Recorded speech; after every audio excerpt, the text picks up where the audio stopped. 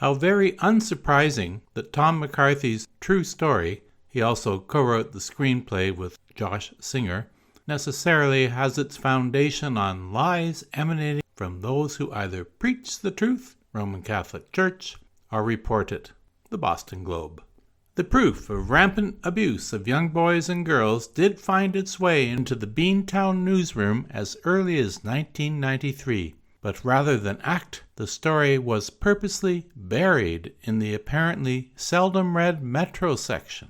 In a remarkable coincidence, when the Spotlight team was ready to ferret out enough of the remaining evidence to publish the repugnant revelations that would indict Cardinal Law, Len Cariou playing the ironically named church leader with devilish coolness, for his duplicity in year after year of willful blindness, 9/11 reared its ugly head, becoming, necessarily, the only story editor Marty Barron, portrayed with measured calm by Liev Schreiber, wanted covered. That bold, brutal attack also led to the production's most telling line, "Now we need the church more than ever." Like so many bullies and power-hungry institutions facing possible annihilation of their own making, an unrelated public distraction, even if thousands are killed, maimed, or terrified, is as welcome as spring rain. Amen.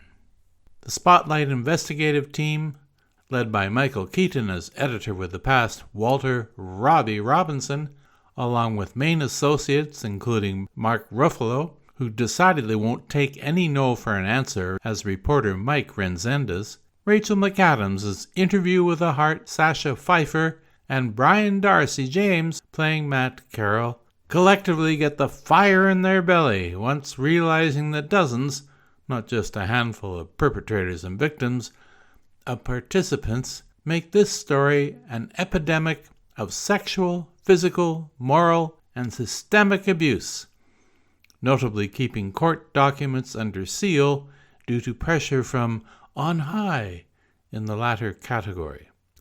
As one victim years later admits, it was very confusing to be introduced to sex like that. Back then, some would argue since this young man was gay, he probably wanted it. On the other side of the aisle, an abusive priest confesses that, "I never got any pleasure."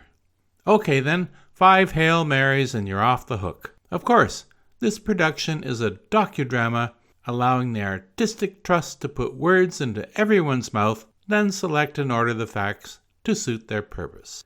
But thank goodness they had the courage to let most chips fall where they may, painting a picture of despair of the hunters and their hapless prey.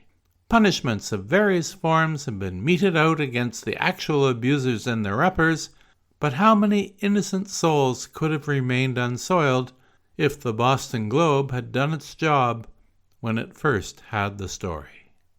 4.5 stars for this. And if you enjoyed this review, please like and subscribe to the channel.